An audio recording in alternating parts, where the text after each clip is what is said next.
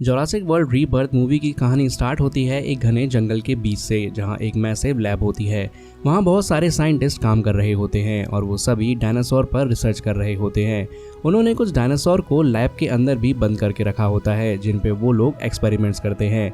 वहीं एक डॉक्टर होता है जो चॉकलेट खा रहा होता है। चॉकलेट खत्म करने के बाद वो रैपर केयरलेस तरीके से फ्लोर पे फेंक देता है। गलती से वो रैपर एक ऑटोमेटिक डोर के सेंसर में अटक जाता है, जिससे सिक्योरिटी ब्रीच हो जाता है और सारे डोर्स खुल जाते हैं और एक डेंजरस डायनासोर बाहर आ जाता है। फिर क्या था, वो डायनासोर सब लोगों पर अटैक करने लगता है। यहाँ पर हमें ये समझ में आता है कि एक छोटी सी मिस्टेक की वजह से कितना बड़ा डिजास्टर हो सकता है। मूवी की कहानी आगे जाती है और हम मार्टिन को देखते हैं जो स्पेसिफिक जगह जा रहा होता है। उसके साथ जोरा नाम की एक लड़की भी होती है। हमें ये भी पता चलता है कि दुनिया के कुछ पार्ट्स में अलग अलग डायनासोर अभी भी जिंदा हैं। काफी डायनासोर्स तो खत्म हो चुके हैं, लेकिन कुछ अभी भी सरवाइव कर रहे हैं। मार्टिन जोरा को कहता है, मुझे तुम्हारी मदद चाहिए। वो बताता है कि वो एक बड़ी फार्मास्यूटिकल कंपनी के लिए काम करता है जो हार्ट डिसीज की दवा बनाने में एक्सपर्ट है। आजकल हर दूसरा इंसान दिल की बीमारी की वजह से सफ़र कर रहा है। अगर हमें डायनासोर का टिश्यू का छोटा सा सैंपल मिल जाए तो हम एक नई मेडिसिन बना सकते हैं, जिससे लोग 20 साल ज़्यादा जी सकते हैं। फिर वो डॉक्टर के पास जाता है जिसका नाम हेनरी होता है। डॉक्टर हेनरी बताता है कि जिस प्रोजेक्ट पे वो काम करने वाले हैं वो बहुत ही ज़्यादा डेंजरस है। हमें 3 अलग अलग टाइप के डायनासोर चाहिए होंगे जो ज़मीन के अंदर पृथ्वी के 1 मीटर की डेप्थ में मिलते हैं। एक डायनासोर ज़मीन पे चलने वाला होगा, एक हवा में उड़ने वाला और एक पानी में रहने वाला। इन तीनों की स्पीसीज 100 साल से ज़्यादा टाइम से जिंदा हैं, इसलिए हमें इन्हीं डायनासोर्स की ज़रूरत है। तब मार्टिन बोलता है कि अगर ये काम कर लेते हैं तो हमें $1 बिलियन का फ़ायदा होगा, क्योंकि हम लार्ज स्केल में दवा बना पाएंगे। डॉक्टर हेनरी कहता है कि वो सिर्फ एडवाइस देगा लेकिन साथ नहीं जाएगा। मार्टिन बोलता है कि तुम्हारे बिना काम पॉसिबल नहीं है, इसलिए तुम्हारा चलना ज़रूरी है। तो डॉक्टर हेनरी फाइनली मान जाता है। फिर ये तीनों प्लेन लेकर सुरीनेम नाम की जगह पर जाते हैं जो यहाँ से 600 किलोमीटर दूर होती है। वहाँ जाके वो डंकन नाम के आदमी से मिलते हैं और डिसाइड करते हैं कि आगे का सफ़र बोट से करेंगे। वो अपना पूरा प्लान डंकन को बताते हैं। डंकन कहता है कि मैं कभी इतनी दूर नहीं गया, इतना बड़ा रिस्क नहीं ले सकता और मेरी बोट भी इतनी दूर नहीं जा सकती। तब जोरा उससे थोड़ा पैसा ऑफर करती है और कहती है कि हम सबको इससे बहुत पैसा मिलेगा और तुम्हें भी तुम्हारी मुंह मांगी कीमत मिल जाएगी। तो डंकन मान जाता है। उसके बोट में काफ़ी सारे लोग काम करते हैं, लेकिन वो अपनी बोट में कुछ ही लोगों को लेकर जाता है। अब सबको पता होता है कि डायनासोर्स कहाँ मिलेंगे। उनके जगह से थोड़ी ही दूर पर इक्वेटर होता है और वो सारी स्पीसीज वहीं रहती हैं, क्योंकि वहाँ का इन्वायरमेंट आज भी करोड़ों साल पहले जैसा ही है। इसी वजह से अब भी डायनासोर वहाँ पर सर्वाइव करते हैं। साथ ही मार्टिन ये भी बताता है कि वहाँ पहले एक रिसर्च फैसिलिटी थी, लेकिन एक बार उस पर अटैक हुआ था, इसलिए अब वो बंद हो चुकी है। हमें सिर्फ वहाँ से 3 सैंपल लेने हैं और फिर वापस आ जाना है। उनके हिसाब से ये काम काफ़ी सिंपल है। बोट में डंकन के साथ बॉबी नाम का आदमी भी काम करता है। बॉबी बोलता है कि हम डायनासोर को पैरालाइज कर देंगे। उनके पास एक स्पेशल दवाई भी होती है जो उन्हें तुरंत बेहोश कर सकती है, लेकिन डॉक्टर हेनरी मना कर देता है। वो कहता है कि हम यहाँ पे उन्हें चोट पहुँचाने नहीं आए हैं, सिर्फ उनका सैंपल लेने आए हैं। डॉक्टर हेनरी के पास कुछ स्पेशल तीर होते हैं। इन तीरों को डायनासोर से 10 किलोमीटर दूर से छोड़ा जा सकता है और ये तीर खुद ब खुद से ब्लड सोक कर लेते हैं। जब इनमें ब्लड भर जाता है तो ये ऑटोमेटिकली वापस आ जाते हैं। हर तीर के साथ एक छोटा सा पैराशूट भी होता है और इस तरीके से दूर से ही उनका ब्लड सैंपल हम लोग ले सकते हैं बिना उन्हें हर्ट किए। इसके अलावा इस समुंदर में एक छोटी सी बोट भी होती है जिसे रूमन नाम का आदमी चला रहा होता है। उसके साथ उसकी 2 बेटियां इजाबेल और टेरेसा भी होती हैं और एक लड़का जेवियर भी होता है। ये लोग हर साल छुट्टियों में समुंदर के पास घूमने जाते हैं। इस बार भी सब नॉर्मली जा रहे होते हैं, लेकिन अचानक से कोई बहुत बड़ी चीज़ उनकी बोट से टकरा जाती है। पहले तो उन्हें लगता है कि कोई बड़ी वेल होगी, पर बाद में समझ आता है कि ये एक जियांट डायनासोर था। वो डायनासोर उनकी बोट को पूरी तरह से उल्टा देता है। बहुत स्ट्रगल करने के बाद सब लोग बच जाते हैं, लेकिन बोट पलटाने से पहले उन्होंने एक इमरजेंसी मेडे सिग्नल भेज दिया होता है। अब सब लोग पलटी हुई बोट के ऊपर बैठ के हेल्प का वेट कर रहे होते हैं और अब वो इमरजेंसी सिग्नल डंकन की शिप तक पहुंच जाता है। उन्हें मेडे मेडे सुनाई देता है और वो समझ जाते हैं कि कोई हेल्प मांग रहा है। तब मार्टिन बोलता है कि किसी और की हेल्प तो उन्हें आ ही जाएगी, हमें अपना काम कंप्लीट करना चाहिए जो सिर्फ 43 किलोमीटर ही दूर है। लेकिन डंकन कहता है ये मेरी शिप है और मेरी प्रायोरिटी ये है कि अगर कोई समुंदर में मुश्किल में है तो मैं उसकी मदद ज़रूर करूँगा। इसलिए पहले वो लोग उन लोगों को बचाने निकलते हैं जो हेल्प मांग रहे होते हैं। डंकन अपनी शिप को मोड़ता है और रूबन की बोट की तरफ निकल पड़ता है। रूबन की बोट उनकी बोट से सिर्फ 28 किलोमीटर दूर होती है, इसलिए ये लोग जल्दी पहुंच जाते हैं और रूबन और उसकी फैमिली को रेस्क्यू कर लेते हैं। रूबन सबको बताता है कि जिस चीज़ से उनकी बोट टकराई थी वो कोई व्हेल नहीं थी, वो कुछ और ही था, बहुत बड़ा, और उसने उनकी बोट को पलट दिया था। साथ ही वो सबका शुक्रिया भी करता है कि उन्होंने उनकी जान बचाई थी। फिर ये लोग डिसाइड करते हैं कि जिनको बचाया गया है उन्हें पास ही के गांव में छोड़ दिया जाएगा। लेकिन उसी वक्त जब ये लोग अपना मैप देखते हैं तो उन्हें लगता है कि कोई बहुत बड़ी चीज़ उनकी बोट की तरफ बढ़ रही है। थोड़ी देर बाद वो चीज़ उनकी शिप से टकरा जाती है। पता चलता है कि वो एक जियांट डायनासोर है जो पानी में रहता है और यही वो स्पीशीज़ है जिसका सैंपल उन्हें लेना है। वो डायनासोर इनकी शिप के आसपास घूमने लगता है। वो इतना बड़ा होता है कि शिप से भी ज़्यादा जियांट लगता है। जोरा उसके ऊपर तीर चलाने लगती है, लेकिन पहला तीर मिस हो जाता है। फिर वो दूसरा तीर चलाती है और उसी टाइम डायनासोर शिप को टक्कर मार देता है और जोरा शिप से लटक जाती है। लेकिन किसी तरह बैलेंस बना के वो निशाना लगाती है। तीर डायनासोर की बॉडी में लग जाता है। सैंपल खून से भर जाता है और वो ऑटोमेटिकली हवा में उड़ जाता है। फिर एक छोटे से पैराशूट के साथ नीचे लैंड हो जाता है। ये लोग सैंपल ले लेते हैं, लेकिन वो बड़ा डायनासोर अभी भी उनके पीछे पड़ा होता है। डॉक्टर हेनरी जोरा से कहता है कि हमें ये सैंपल फार्मा कंपनी को नहीं देने चाहिए, क्योंकि वो लोग इससे महंगी दवाई बनाएंगे जो आम आदमी अफोर्ड नहीं कर पाएगा। जोरा बोलती है, हम इससे पैसा कमाने वाले हैं, तुम इतना मत सोचो।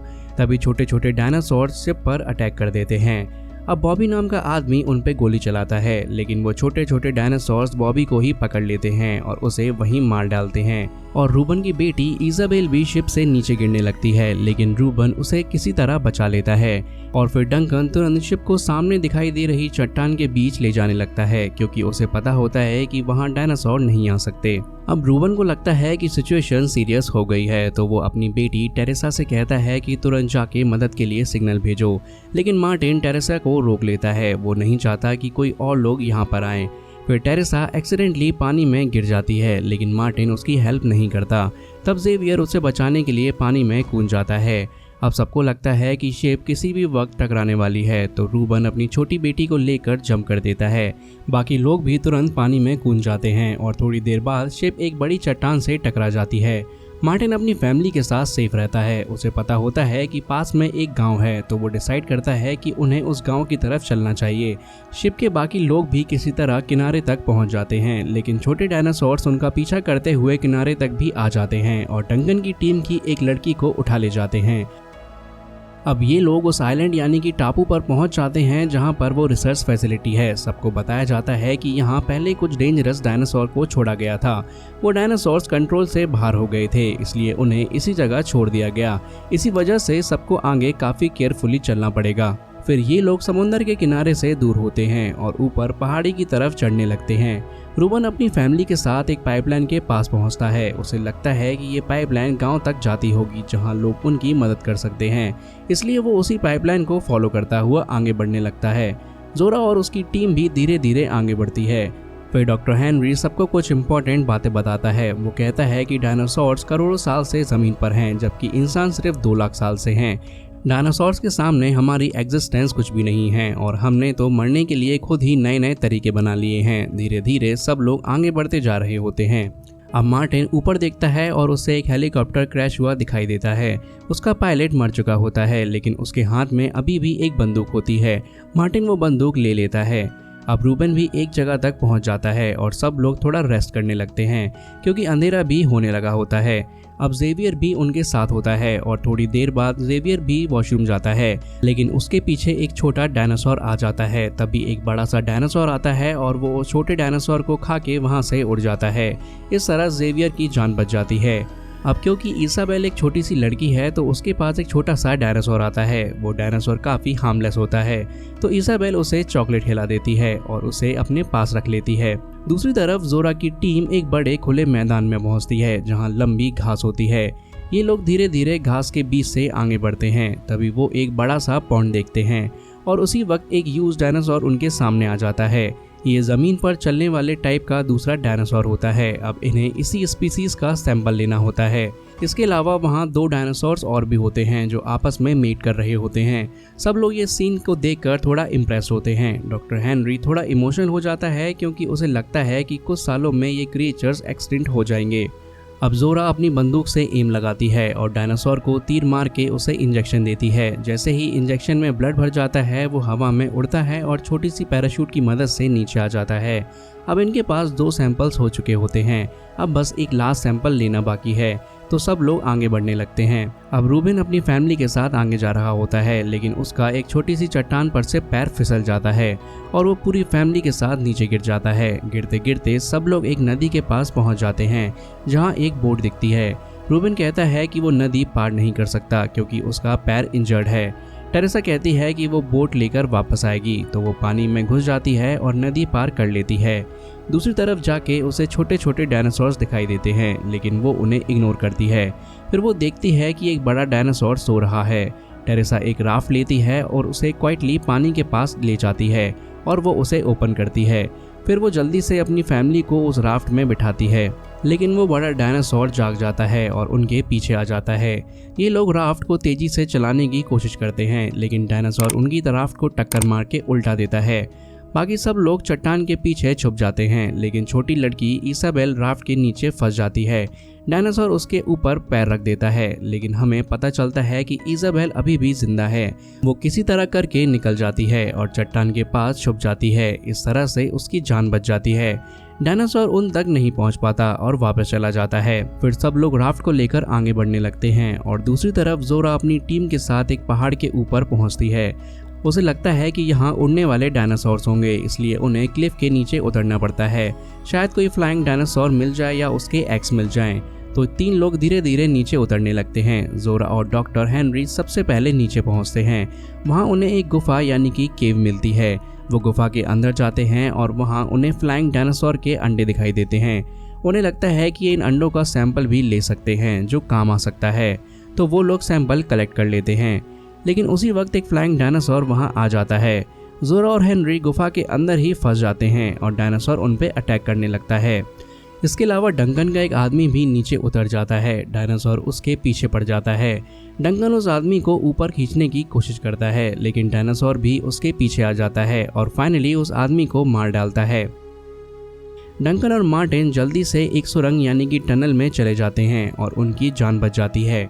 डॉक्टर हेनरी ने जो सैंपल लिया था वो उसके हाथ से छूट जाता है और नीचे गिरने लगता है। उस वक्त रस्सी भी टूट जाती है और डॉक्टर हेनरी भी नीचे पानी में गिर जाता है, लेकिन उसकी किस्मत अच्छी होती है। डॉक्टर हेनरी बच जाता है और जो सैंपल था वो भी उसे सेफ मिल जाता है। इस तरह सभी लोग नदी के पास पहुंच जाते हैं और अब उनके पास तीनों सैंपल्स भी होते हैं। रूबन की फैमिली भी उस पुरानी रिसर्च फैसिलिटी तक पहुंच जाती है। ये वही जगह थी जहां कुछ साल पहले एक डायनासोर ने अटैक किया था। सबको लगता है कि शायद यहाँ से उन्हें मदद मिल जाएगी, लेकिन मार्टिन कहता है कि हमें एक स्पेसिफिक जगह पर पहुंचना होगा क्योंकि उनका हेलीकॉप्टर आने वाला है। वो सिर्फ 2 मिनट तक सर्च करेगा, उसके बाद यहाँ से चला जाएगा। इसलिए सभी फैसिलिटी की तरफ बढ़ जाते हैं। वहाँ उन्हें कदम के निशान दिखाई देते हैं। जोरा बोलती है कि जिन लोगों को हमने पहले रेस्क्यू किया था हो सकता है वो भी लोग यहाँ पर आ गए हों, तो वो उन लोगों को ढूंढने निकलती है और थोड़ी देर बाद उन लोगों से मिल भी जाती है। इस तरह सब लोग एक बार फिर से एक साथ इकट्ठा हो जाते हैं। फिर टेरेसा जब मार्टिन को देखती है तो वो मार्टिन पे गुस्सा हो जाती है और कहती है, तुमने मुझे बचाया नहीं था, मुझे उस नाव में अकेला छोड़ दिया था। लेकिन मार्टिन के पास अब एक गन होती है जो उसने एक मरे हुए सोल्जर से ली थी। अब मार्टिन तीनों सैंपल्स अपने पास रख लेता है और धमकी देता है कि जो भी उससे सैंपल छीनने की कोशिश करेगा वो उसे गोली मार देगा। और अब जोरा को भी समझ आ जाता है कि ये सैंपल्स गलत हाथ में चले गए हैं और तभी वहाँ डायनासोर्स आ जाते हैं। ये डायनासोर छोटे होते हैं लेकिन इंसान को आसानी से मार सकते थे। सब लोग तुरंत भागकर फैसिलिटी के अंदर छुप जाते हैं। जिसको जहाँ जगह मिलती है वो वहीं छुप जाता है। यहाँ मार्टिन की एक डायनासोर के साथ फाइट भी स्टार्ट हो जाती है, लेकिन उसे एक गाड़ी दिख जाती है। वो किसी तरह उस गाड़ी को ले लेता है और वहाँ से भाग जाता है। रूबन अपनी फैमिली के साथ होता है, तब भी एक डायनासोर वहाँ आ जाता है तो उसकी बेटी इसाबेल तुरंत एक फ्रिज के अंदर छुप जाती है और अपनी जान बचा लेती है।